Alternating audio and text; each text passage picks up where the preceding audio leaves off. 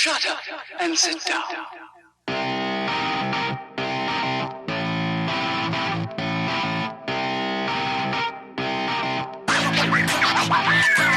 And welcome to the People's Review Podcast. My name is Dylan. And I'm Jose. And we're here to talk about movies, games, whatever stuff we like or don't like specifically, but... Stuff we like, Joe Dirt. Joe Dirt, yes. Why did we watch Joe Dirt? Would you like to explain? Yep. So we first started off with the elaborate eight round playoff scheme.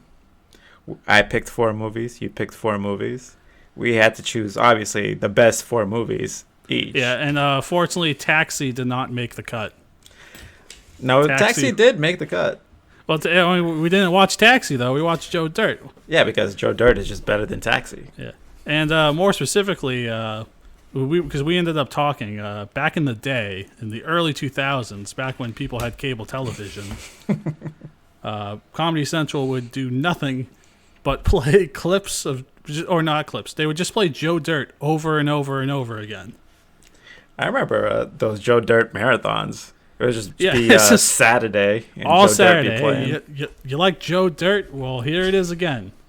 And coming up on hour 3, it's Joe Dirt again. And then at 1 a.m. they'd play the unrated version. Ooh, the unrated. Did we watch the unrated version? I think so. It has to be the unrated version. Oh, yeah, because all the swear words were there. Yeah. So, the unrated cut. Ooh, how exclusive. I mean, basically, okay, so Joe Dirt stars David Spade, written by David Spade and another person, forget the name, and it's a Happy Madison production, so you know just right off the bat that it's going to be terrible. I mean, it does have a good cast, though, you know?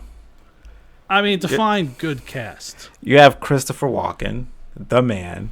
Then you have, what's her face? Jenny something. She looks just like Margot Robbie. Jamie Presley, that's what it is. She doesn't look. I mean, yeah, I guess she's blonde, but no, I'm telling you, compare her side to side. It's Margot Robbie, Jamie Presley, same woman, same actress. I've never seen them in the same room, so I'm just saying. It's just like me and Batman. Never seen us in the same room either. True. I mean, this is a lot to reveal on the first podcast episode. I don't know. You want to reveal your secret identity right away. I mean, some of us just have to. I'm going to be like Iron Man.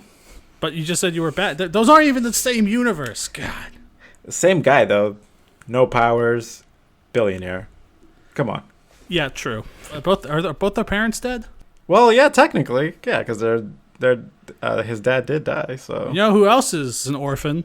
Joe Dirt. Well, Joe Dirt wasn't an orphan the same way as Batman or Iron Man. Well, we don't know that until later. Oh, that's true. To summarize Joe Dirt, it's basically Forrest Gump, but terrible. It's a poor hillbilly man who goes on a wacky adventure. He's in love with a girl who he thinks about throughout the journey, and at the end, he gets back with the girl.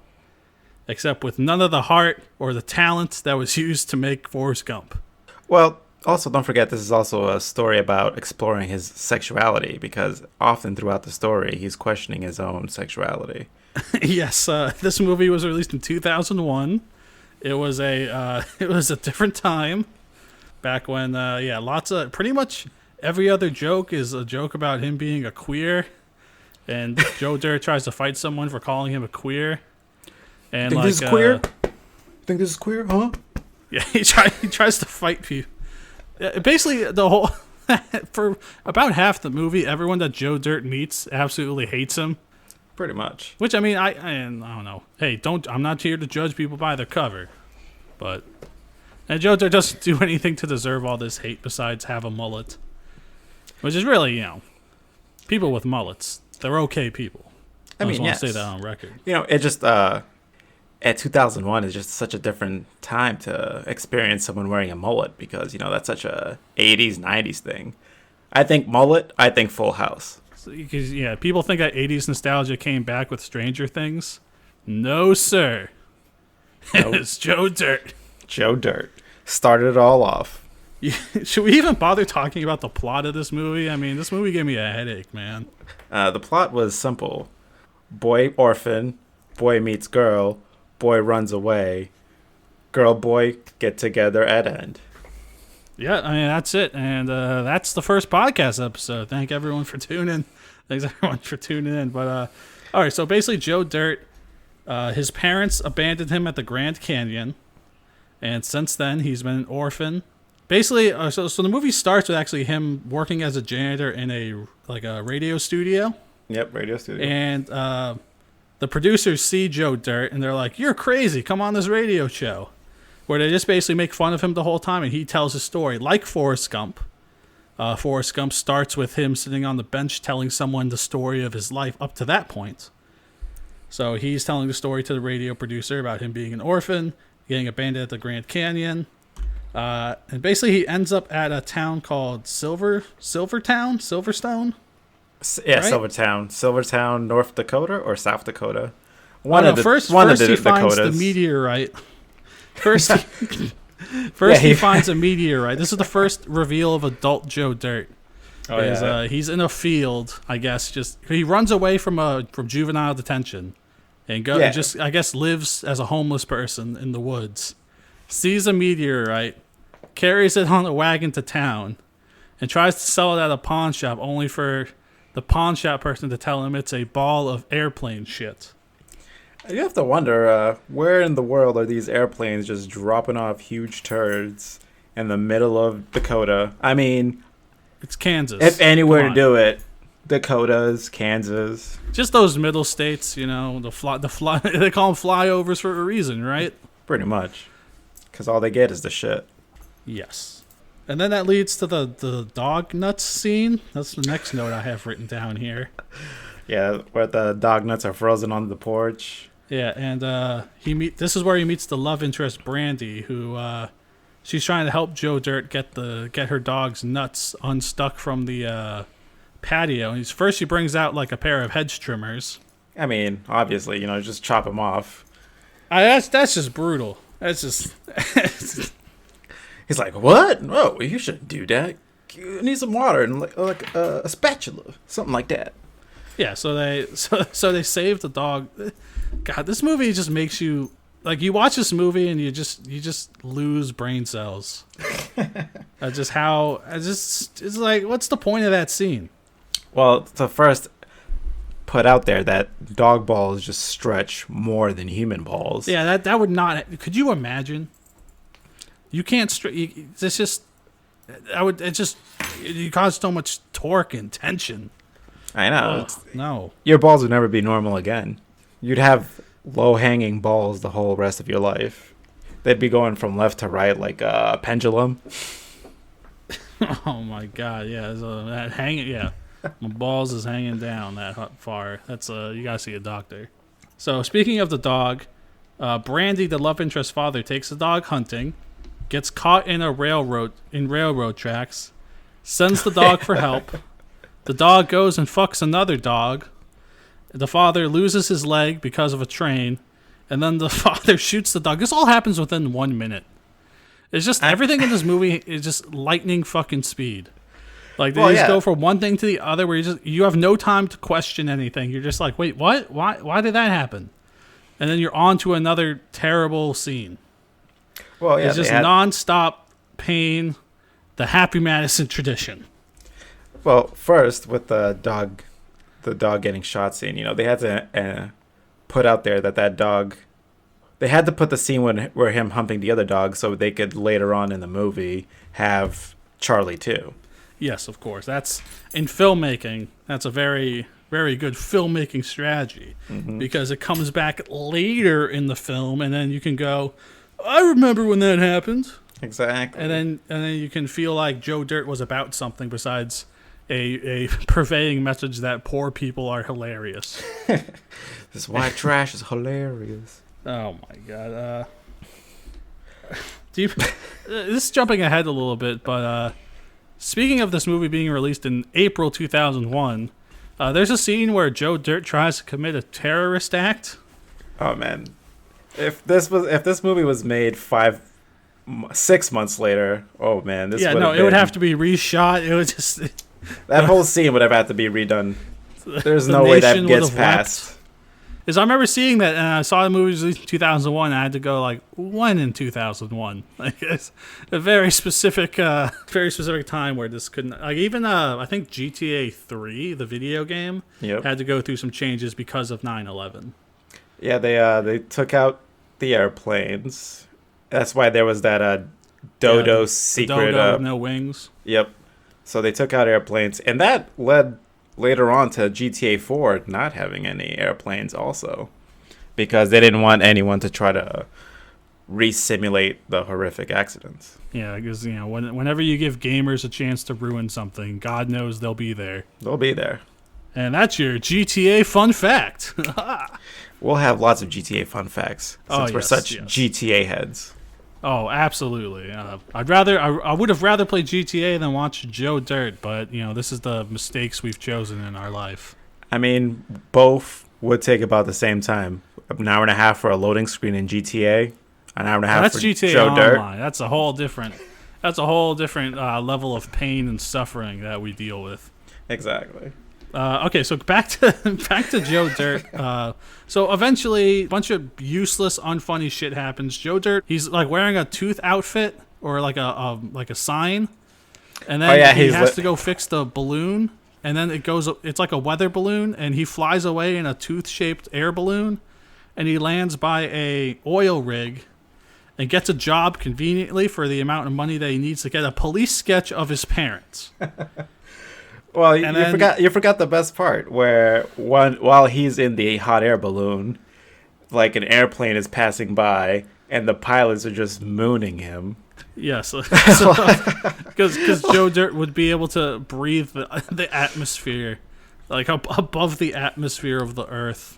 Wait, you're telling me that hot air balloons don't get that high? They do not interfere with airplanes? Joe Dirt is not scientifically accurate. I apologize I hate to break it to you.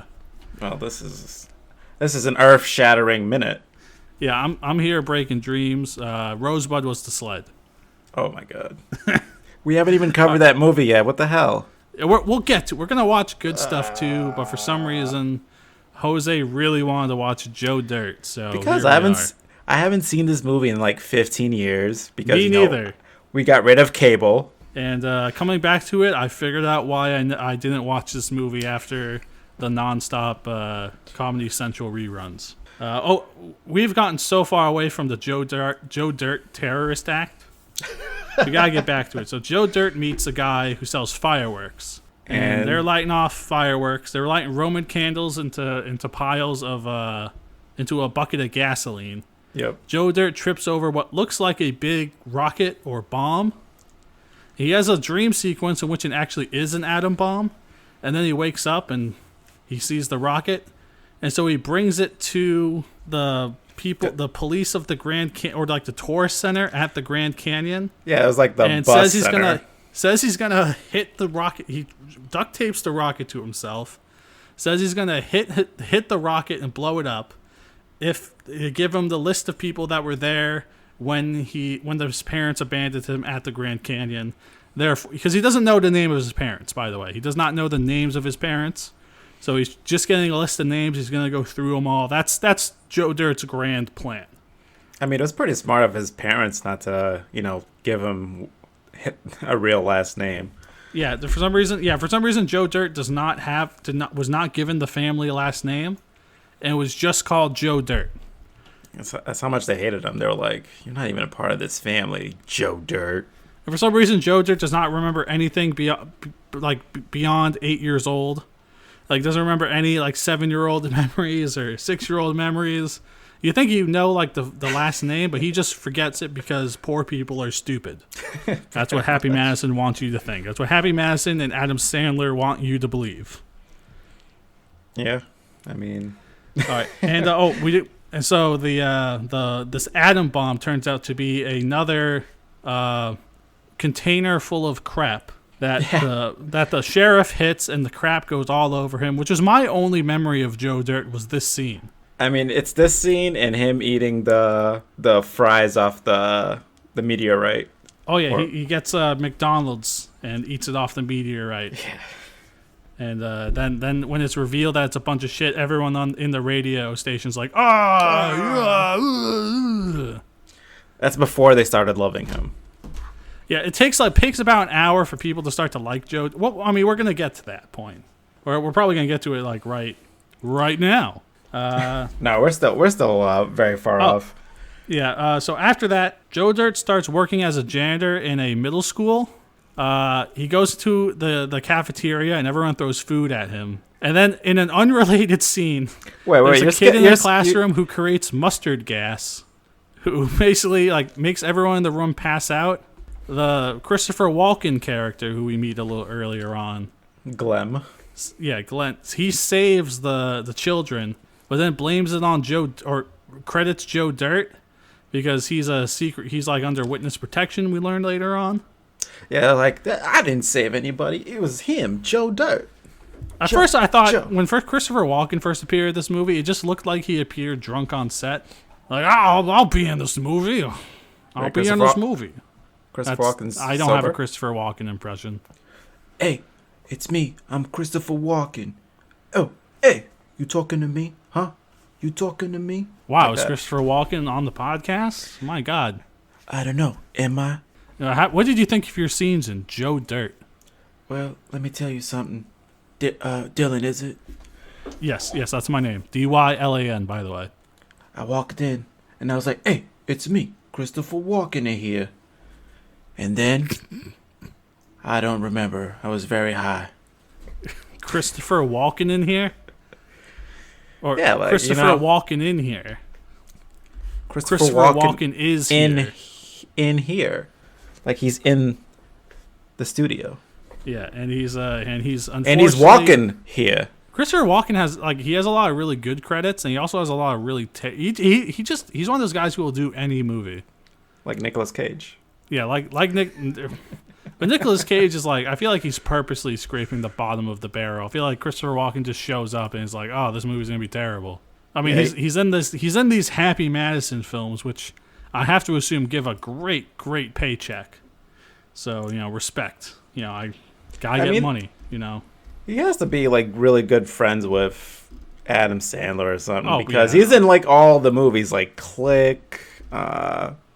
Apparently there's a Joe Dirt too I've never heard of.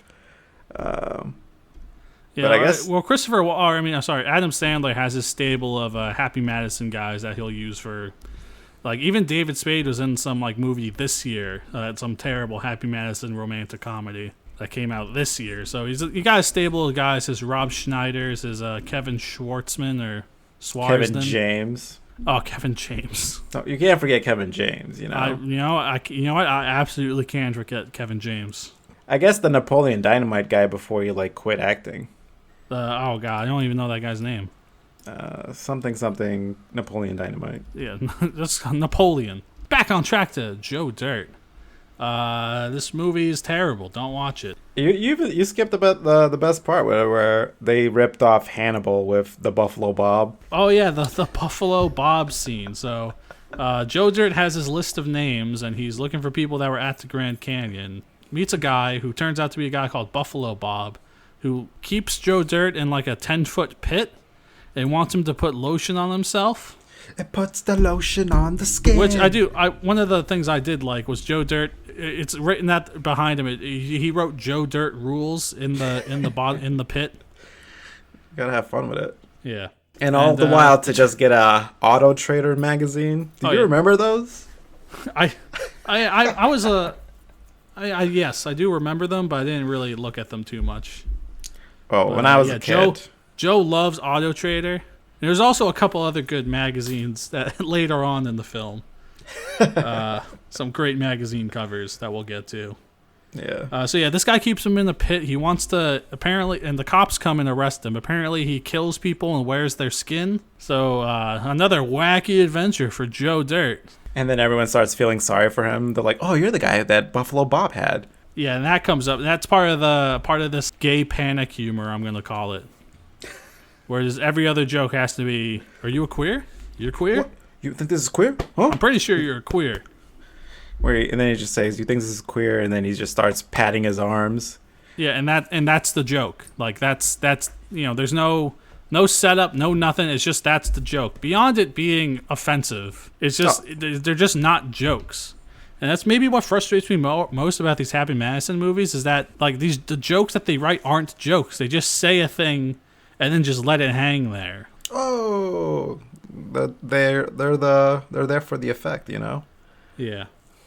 Oh, so after he works in Louisiana for a bit with Glenn, and then when after saving the kids, he gets up on the TV. He's doing the press conference, and then he's like, "I didn't save any of those kids. Glenn did. This is him." And then he shows a picture of Glenn, and he's like, "Oh shit, they're about to come and get me." And then later on, it's like the next scene, the mob comes and gets him. yeah, and an appearance by from The Sopranos, Bobby Bacala as one of the hitmen. There you go. Someone, hey, you typecast for a role, might as well take it. Yeah, might as well take it, you know. And then it seems like they shot him until Joe Dirt is talking to the dead body, and then Christopher Walken's actually alive, and is going to go back into hiding. And don't forget about his huge raging boner when he was talking about his wife. Joe Dirt starts talking about his wife's breasts, and then Christopher Walken gets a boner. Because, haha, boners. Yeah, pretty much. And then I think he gets hit in the head by something. Because that's when he starts remembering the Nuttamaker name. He starts working at an alligator farm, and he's like trying to do a Steve Irwin thing where he puts his head in the alligator or a crocodile, which I am no scientist. I'm just a dirtbag former film student. I don't know nothing about no science. But he puts his head in the crocodile, and it bites him, throws him. He hits his head, and then he has a memory where he remembers his last name, and then he's able to find it on the list and finds his childhood home. And he talks to a guy with a very thick Southern accent, which even Joe Dirt can't understand. He's also another person who's usually on the Happy Madison cast of Friends. And he's also from Boy Meets World, who plays Sean's dad. Wow, what's this gentleman's name? It's a good question. I don't know what his name is, but I know he played Sean's dad on Boy Meets World. we should know this. Or, I don't know. You're not my dad. I don't have to know your name. Hey, shout out to that guy. Well, he tells Joe Dirt basically home is where the heart is, and that's the lesson of the movie. So that's the thing with these Happy Madison films is that they're just terrible, and then right around the peak of the third act, or the start of the third act, there has to be some sort of lesson. Yeah, but you glossed over a very important part where Joe Dirt thought he said homo's naked.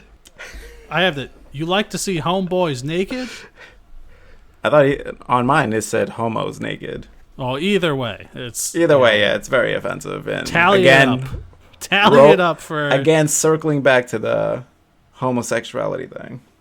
Yeah, it's just, especially in today's environment where like gay rights have come to a point where people are most people I would think are basically accepting the fact that gay people are just people that happen to like the same gender as they are, and like it feels so archaic to go back to these movies and just see all this like, whoa, gay is like the worst insult you could have called somebody, and it just feels so fucking antiquated that it's just like this was only 20 years ago. This wasn't that long ago.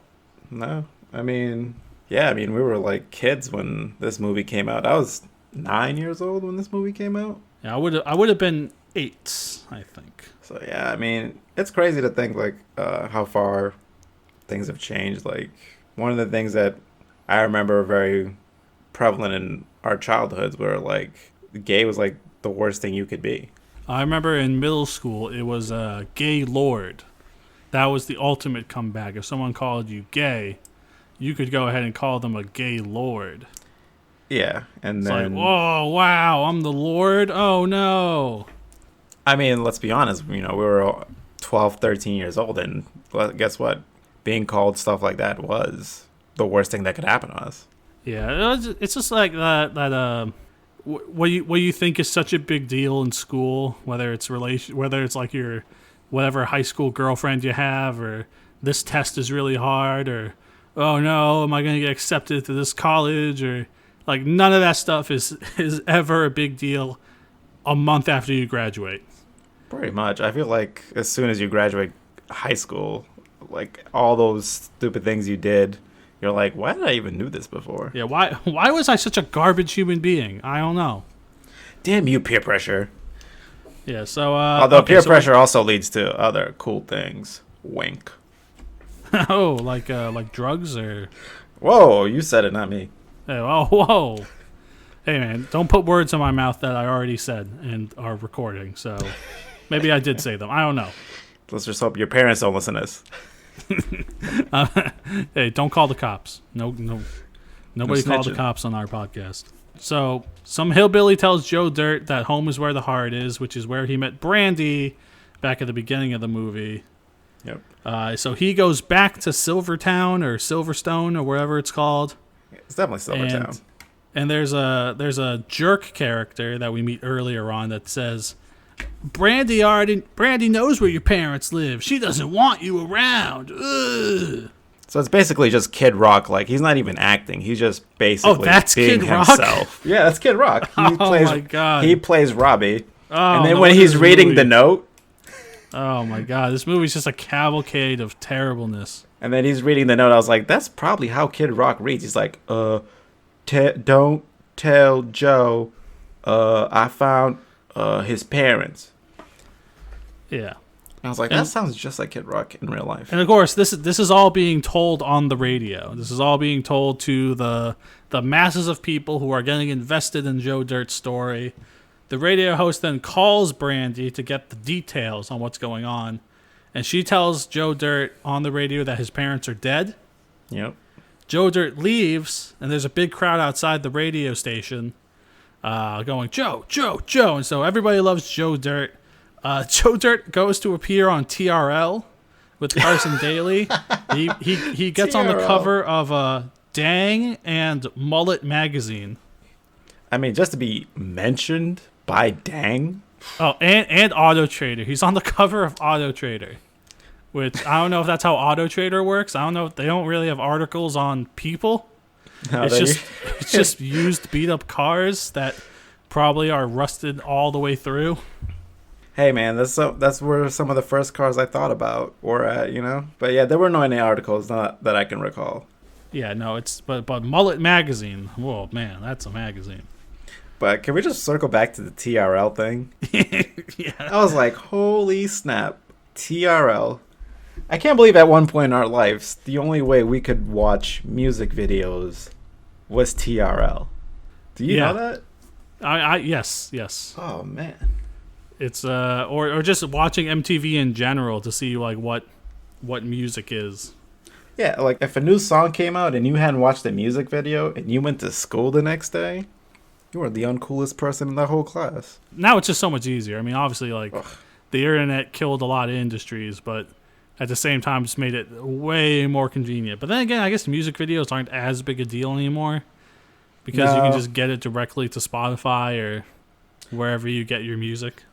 Yeah, I feel like music videos were such a huge deal, like in the 2004, 2005, 2006. Yeah, because it's part of the marketing exercise, right?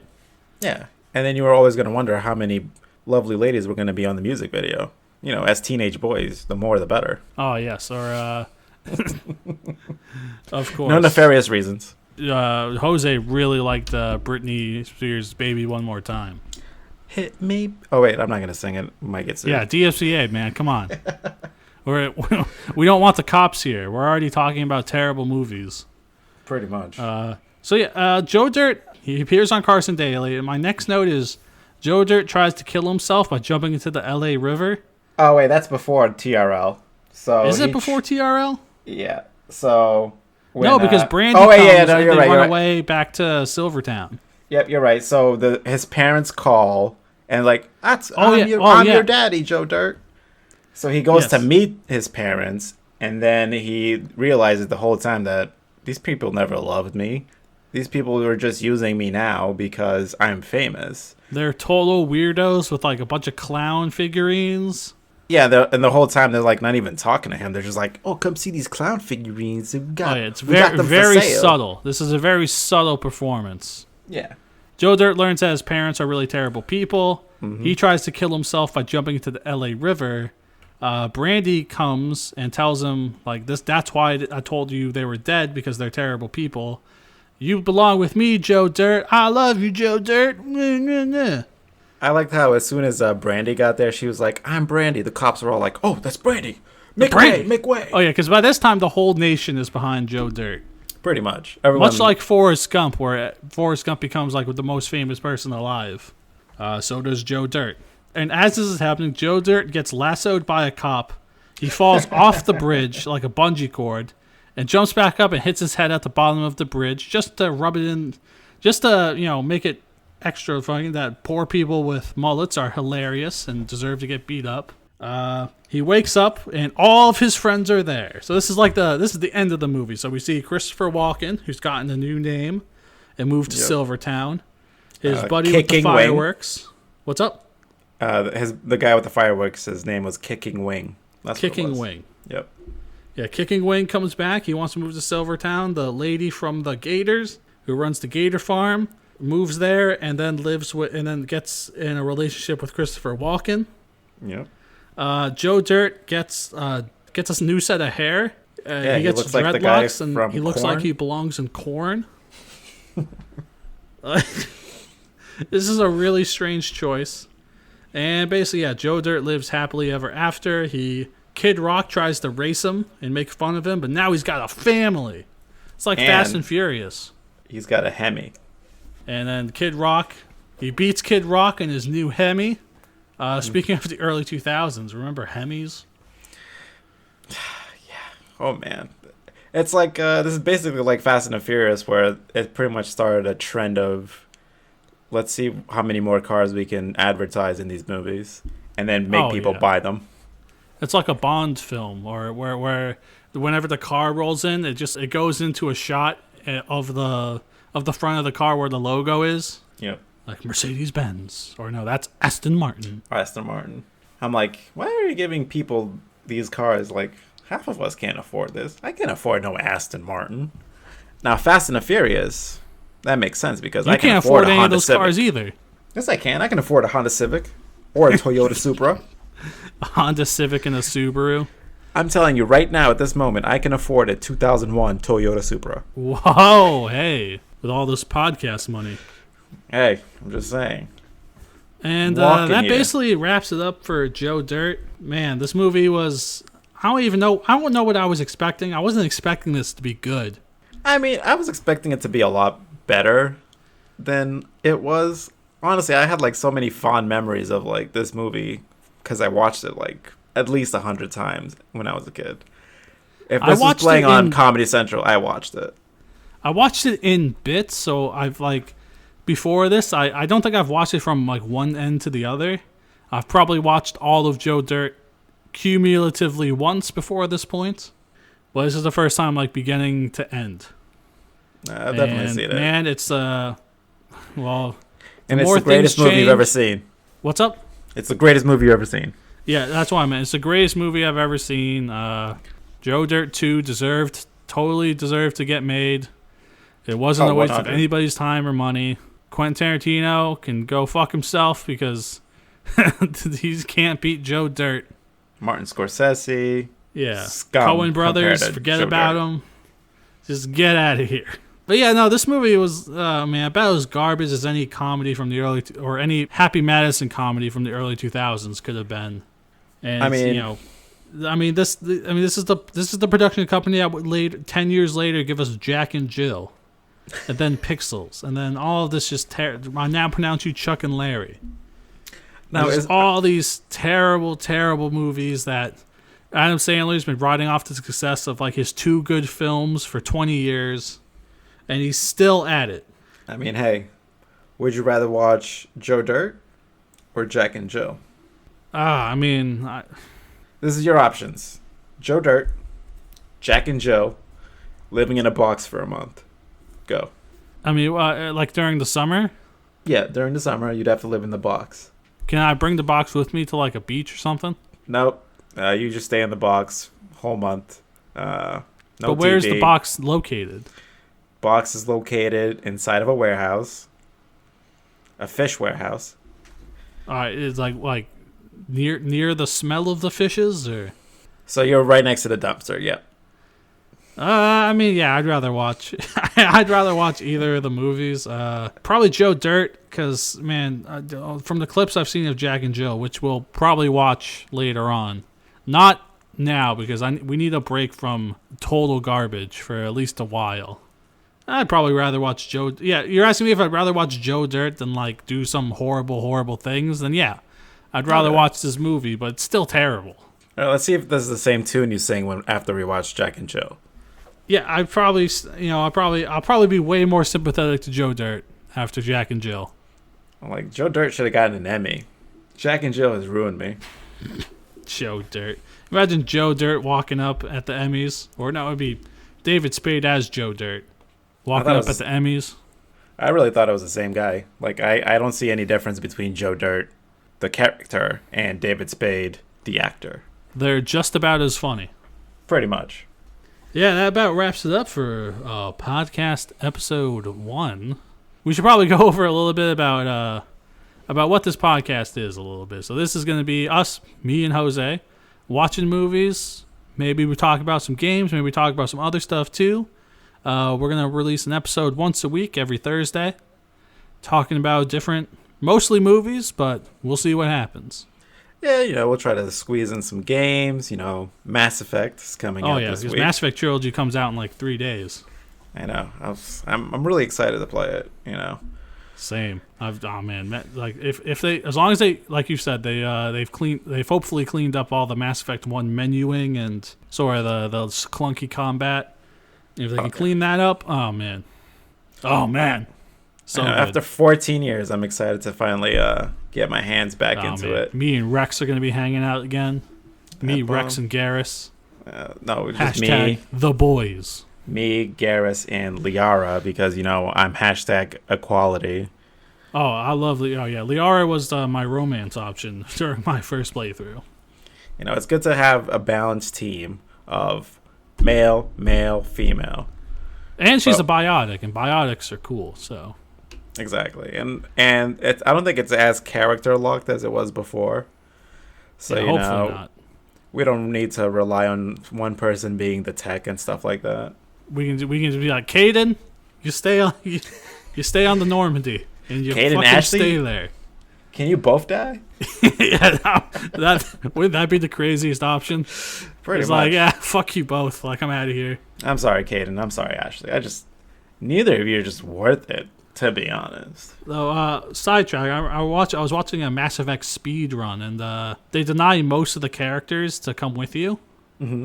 So I think Tally has to come with you, or there's a couple characters that have to come with you, but they totally reject Garrus's offer to come with you. And that's an option I didn't even think would exist, because why would you reject any of these party members? But all right, so whoever made that video has to be boycotted immediately. Hey man, it's all about going fast. He's clearly messed up somewhere in his life where he's denying Garrus entry to his party. In the world of speedrunning, it's all about going fast. Just like the movie we're gonna watch next week, Fast and Furious. Oh, I like that. Good segue into the Fast and Furious. Yeah. You want to put some ads in here too? I was working on that all day. Yeah, we're gonna watch the first Fast and Furious movie. I've seen clips of these movies, but I've never actually seen them. I know Vin Diesel says family a lot. This is family. This is the first good one until the 5th one. So we're about to watch one good movie. So the 3 movies in between are garbage? Yeah, I would say hot garbage would be best way to explain. Where does Hobbs and Shaw rank? Oh, definitely in the mediocre. I mean, it's a decent movie, but it's not like the greatest movie. But it's got The Rock in it. Yeah, but I feel like The Rock dropping the people's elbow on these racers. I love Rock the wrestler. Rock the movie star. I don't know. He could be better. I feel like he does better acting on like Ballers than he does on most movies. Yeah, well, I mean, that's the thing with a lot of wrestlers. The specific thing they're trained to do doesn't always translate to movie acting. Like I know Edge earlier, like last year, was in a movie called Money Plane, which is like a just kind of hilariously low budget film to come out in 2020. And it's just like, you know, they do have ability to talk to the camera and cut promos, but it's doesn't always translate. Although there is one wrestler who stands above the rest. Like his acting in every movie is always top notch. Batista? Mostly because you could never see him. You can't see me. Yeah, I'm just saying, if you can't see him, you can't see his acting. So he's technically the best actor. Well, that's why we gotta watch all these Fast movies so we can get to Fast 9, where Cena is gonna be the enemy. Exactly. And eventually we could just watch The Marine and basically just. Oh yeah, we're gonna watch the Marines 1 through 6. Oh no, just one, right? I don't want to watch the rest. Don't make me, please. Boy, what do you mean? You gotta watch these movies. Listen, at least The Marine is just 90 minutes of blank screen. No one's there. Yeah, no one What's stars happening? in this movie. Bro, look at all these explosions. Why is all these explosions happening? It's like Transformers, but there's no Transformers. At least Transformers is a good movie. Oh god, okay. Then we gotta end this podcast. We stopped talking about Joe Dirt like 5 minutes ago.